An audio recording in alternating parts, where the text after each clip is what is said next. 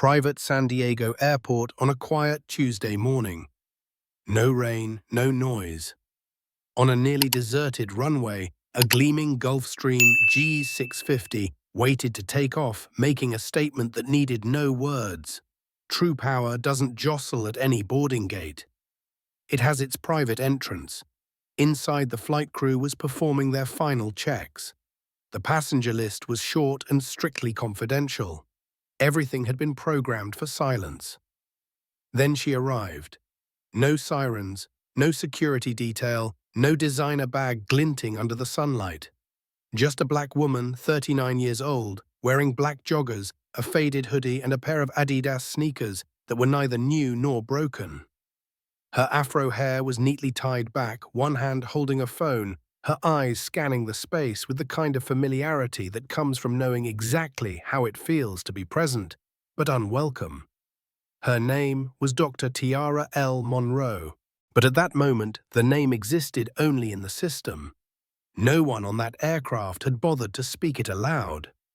From the cabin, the chief flight attendant, Monique Braxton, glanced out the window and frowned as if she'd just discovered an error on the control panel. She leaned toward the co-pilot. "Do we have a late add-on to the list?" "No, this flight's sealed tight," he replied, eyes still fixed on the radar screen. Monique nodded slightly, but her gaze remained fixed on the woman climbing the aircraft steps, as though watching someone wander into a space they didn't belong. There was nothing about the way Tiara was dressed that signaled she belonged here. At least not by the unwritten standards many in luxury service still carried in their minds. People with power look different. Tiara entered the cabin. No hesitation, no asking permission, as if this space had always been hers. But just a few steps in the atmosphere shifted. Monique stepped forward, her smile as thin as tracing paper, her voice soft but suspicious.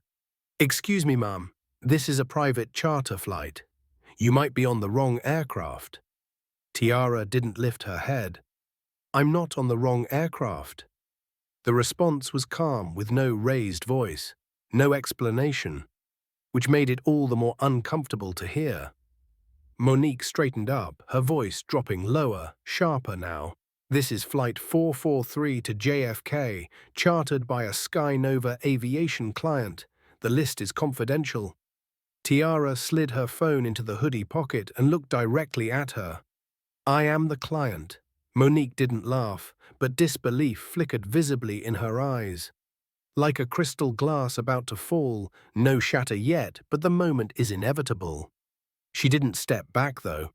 Perhaps a dozen silent alarms were going off in her head. Her instincts told her something was off, but her training clung tight to the framework she had built from day one on the job. People with money don't wear hoodies. People who charter jets don't wear worn-out sneakers. And black women boarding solo are usually just lost. "Do you have a booking confirmation?" Monique asked, voice still light, but now her eyes scanned the stitching on Tiara's sleeve like it held all the answers. The air inside the cabin shifted, not from turbulence, but from judgment crossing the threshold of decency. Before Tiara could answer, a male voice called out from the galley behind them. "Monique, she's at the top of the manifest. Primary client, confirmed at 5 a.m. Jaden, the junior flight attendant, still young enough to trust data more than bias." Monique paused with a flicker of confusion, but she only took one breath to recover her polished stance and step back. Tiara moved forward without a word, no triumphant smirk, no teaching moment, just the quiet confidence of someone too exhausted to keep proving her worth in places she already paid to be in. She lifted her small bag into the overhead compartment, sat in the front row, crossed her legs and looked back at her phone. No display, no defiance, just a sense of belonging, something Monique wasn't ready to accept. "Something's off," Monique whispered to Jaden as she returned. "I don't believe she's really who she says she is."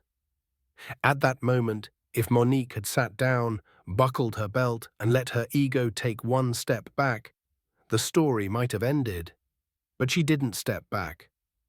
Some people can't bear losing control. even when they never really had it. Monique was one of those people, and Tiara, through her quiet presence alone, became a threat to that invisible order. Monique adjusted her uniform, fixed her smile, and walked back toward Tiara. There was no more polite pretense this time, just a thinly veiled reluctance. "May I ask again if you could present some form of identification?" "For what purpose?" Tiara looked up, her gaze no longer cool but direct. "For verification, standard protocol. I've flown with Skynova 14 times this year," she said, her voice firm but composed. "Not once was I asked for ID when boarding a plane I'd chartered." Jaden called from the galley, louder now. "Monique, it's done." Ground confirmed a second time. "Let it go." But Monique didn't let go. She stepped closer, lowering her voice like she was sharing a classified secret. "This aircraft has a VIP on board. Security measures are heightened. We can't just let anyone in wearing a hoodie." Tiara blinked once, slowly. "So the problem is what I'm wearing." "I didn't say that." "But you thought it." A silence dropped like a hand towel hitting the floor, soft but resounding. Monique didn't stop. She stepped another half-foot closer. "I don't know who you think you are, but this arrogance doesn't belong here. This is a professional environment." Tiara slowly stood up. No tension, no rush. But now she was fully present in the conversation. She was a bit taller than Monique, but the real distance between them had nothing to do with height. "I don't think I'm anybody," Tiara said, voice even. "You're the one thinking." Tiara and Monique stood face to face in the stillness of the aircraft cabin. No one spoke, but the air was thick like someone had pulled the release valve on a pressurized tank at the wrong moment. Prejudice, tension, and silent battles raged in Monique's mind, pushing her dangerously close to a mistake that couldn't be undone. Jaden stepped out, attempting to slide between the two women. "Everything's confirmed. There's no need for this. We're about to take off." But Monique didn't seem to hear him. Her eyes remained locked on Tiara, where her ego was slipping out of control. "You have two choices," Monique said, her voice now deeper, stripped of the fake courtesy. "One, show your ID for re-verification, or 2 steps outside while we sort this out." Tiara didn't move. She replied slowly and clearly, "I don't need to prove anything anymore. You're not following protocol. You're protecting a prejudice." Monique's fingers tightened. Then, as if nothing held her back, she grabbed Tiara's arm, which was not hard enough to hurt, but undeniably forceful. Tiara stepped half a pace back and shook off the hand. "Don't touch me." That alone should have ended the confrontation if Monique had listened, but she didn't. She clenched her jaw, muttering through her teeth, "I don't have time for this today." And then she slapped her, a slap straight to the face, hard, fast, without warning. A blow that had no place in any training manual. No one breathed. The sound cracked like a seatbelt snapping out of its latch, sharp, sudden, and ringing. Jaden's mouth dropped open. An elderly couple seated in the back lowered their newspapers, stunned. The co-pilot emerged from the cockpit, silent, but his eyes acted like the final seal of authority on what had just taken place. Tiara didn't scream, didn't retaliate, didn't cry.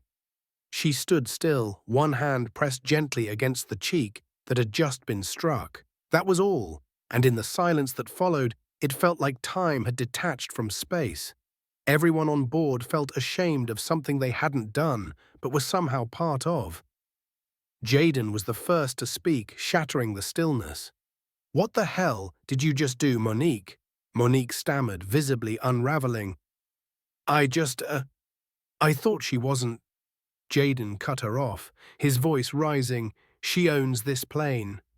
Monique blinked, confused. "What?"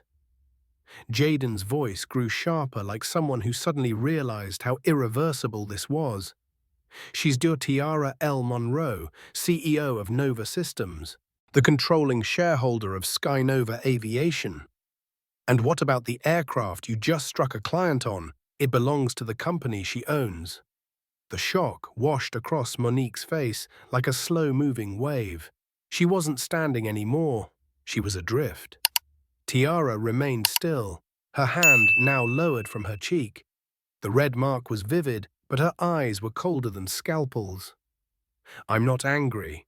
I'm just too familiar with this violation." Jaden stared at Monique like she was a shattered glass vase. "You just slapped the face of the woman who signed your paycheck." No one else spoke, but this silence wasn't apathetic anymore. It was heavy. It forced everyone to ask the same unspoken question. What would have happened if Tiara weren't another black woman wearing a hoodie and sneakers? On her first private flight, Tiara returned to her seat without a word. No outburst, no threat, no theatrics of retribution. Just a woman who had been slapped sitting back down on a cream leather seat, pulling up her hoodie, slightly scrolling her phone, as if the seismic event rocking the cabin had nothing to do with her. And it was that calm, that unbearable stillness that left the cabin breathless. Jaden stood motionless for several seconds, disappearing into the galley like someone who suddenly needed air. Monique remained standing out of sync with the rest of the cabin, like a drumbeat out of place in a symphony. Her eyes darted, searching for backup from Jaden, the co-pilot, and the elderly passengers. But no one looked at her anymore. The entire cabin froze. No one apologized. No one asked Tiara if she was okay. Only a crushing silence remained, as if the ceiling of the jet was inching lower by the minute. A long moment passed. Then Jaden quietly returned and leaned in toward Tiara. "We can delay the flight, file an internal report, sort everything out." Tiara didn't look up from her phone. "No need. We have the right to remove her from this flight." "No, she'll fly." Jaden blinked. "Are you sure?" Tiara folded her phone with a gentle click, eyes still calm. "I want her to sit through this entire flight, as if nothing happened, because that's worse than any headline." Jaden nodded slowly, swallowing hard. "Understood." Monique stepped back toward the front of the aircraft and slowly sat in the jump seat near the door like someone trying to disappear. Her hands were clenched together so tightly they were turning pale. No one looked at her, and that invisibility that Spotlight made of absence was somehow even worse. The co-pilot returned to the cockpit. The engines started with a soft whir, but it still pierced the chest of everyone pretending to remain composed. The plane took off 20 minutes later, smooth and suffocating. No one spoke, no one apologized, no one asked a thing. People just breathed, quickly, softly, as if trying to exhale the tension crushing their ribs. Monique gave the safety briefing. Her voice cracked twice. No one corrected her, no one cared. Tiara leaned back, eyes closed, but she didn't sleep. She didn't need to say anything, because everything had already been said in everyone else's silence. Jaden busied himself with unnecessary tasks, folding napkins, wiping already clean glasses, and arranging overhead compartments. Monique, meanwhile, sat in stunned silence, occasionally stealing glances at Tiara, the way someone might glance at a locked door they used to walk through. 35 minutes after takeoff, not a single word had passed between the two women. Tiara sat just as she had. Monique still watched from the shadows. Jaden maintained his quiet distance, and no one on that plane dared pretend like it hadn't just happened. Tiara hadn't moved since the plane took off. Back resting against the seat legs, crossed, head tilted toward the window, as if her mind had drifted somewhere among the cloud layers. No one dared to approach her, but Monique couldn't bear it any longer. She stood up, not abruptly, but with enough force to make Jaden glance up from the galley, his eyes alert. Monique walked toward the front row, trying to appear composed, though her hands clenched as if clinging to the last thread of dignity. She stopped in front of Tiara. "Would you like anything to drink?" Her voice was soft, polite, almost reverent. Tiara opened her eyes and looked up. There was no fire in that gaze, No anger, only a silence that made others ashamed of themselves. After a long pause, Tiara replied, "What do you think I want from a hand that struck me?" Monique swallowed. "I just thought I should offer—" "You think you can slap me and then offer water as reconciliation?" Monique lowered her head. Her eyes shimmered. I, I didn't mean to. I lost control. No, you did exactly what you intended to do. You assumed I didn't have enough power to respond. The air in the cabin compressed again, not due to altitude, but because shame had added another layer of pressure. Jaden stood at a distance silent. The elderly passenger turned his face away but didn't stop listening. Tiara didn't need to raise her voice. She told the truth. Monique whispered, "I'm sorry." Tiara tilted her head gently. "What are you sorry for?" The question cut like a scalpel, not in tone, not in aggression, just in case. "I didn't know who you were," Monique confessed, her voice breaking. Tiara interrupted, "And if I weren't anyone? If I were just a black woman flying private for the first time in a hoodie and sneakers? Would it still be wrong to slap someone like that?" Monique didn't answer. No excuse left, no defense remained. "You only saw me once you learned I had power," Tiara continued. "Before that, I was just the image you'd already formed in your head." Another pause, longer. Then Tiara said softly, sharp as steel, "You're not apologizing for being wrong. You're apologizing for mistaking who I was." Monique nodded. She couldn't deny it anymore. "You're right. I'll never make that mistake again." Tiara closed her eyes as if setting aside the moment's tremor. "You'll have time to prove that." Monique stepped away, returning to the back of the cabin like someone who had fallen from 30,000 feet. Not from impact, but from quiet humiliation. Jaden was waiting, watching her with an expression of disappointment and sympathy. He whispered, "You know there are cameras on this plane, right? They record the entire cabin, every second." Monique nodded, her face nearly bloodless. "I forgot." Jaden didn't respond, just stared for a few more seconds before turning back to his work. And at that moment, 40,000 feet above the ground, the only one as composed as the sky was the woman who had just been slapped and never lost dignity. When the door to the private meeting room at the rear of the cabin opened, no one said a word. But every pair of eyes followed Tiara. Captain Ross Templeton, a man in the cockpit for over 30 years, stepped out with a face carved from seriousness. "Dr. Monroe, may I have a few minutes with you?" Tiara gave a subtle nod. Jaden followed her, opening the door and closing it quietly behind them, leaving the rest of the cabin awash in a nervous hush. The room was small, elegant, and completely soundproof. No one outside could hear a thing. But inside, every word carried the weight of million-dollar decisions. Captain Templeton sat across from Tiara. His voice was low and measured. "I've contacted headquarters. They've confirmed everything. In this incident, there's no gray area. It's indisputable. Skynova's legal department is already preparing documentation." He hesitated. "On behalf of the flight crew, I want to extend a formal apology." Tiara sat still, her gaze as precise as a microscope, scanning for systemic flaws. "There's no need to elaborate on fault." "Understood," Templeton replied carefully. "Because I'm not just a passenger." She opened a small leather case and placed a thick file on the table. "I've been the controlling shareholder of Skynova since last quarter. This aircraft is listed under the parent company I founded. And I'm not here to fly, but to make decisions." Templeton leaned in, listening attentively. Tiara flipped through the pages. Organizational charts, staff breakdowns, training protocols, and customer behavior analysis.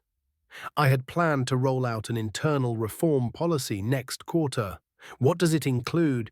Retraining all staff on unconscious bias, rebuilding our recruitment structure, bringing transparency to service and treatment standards, and implementing independent internal oversight."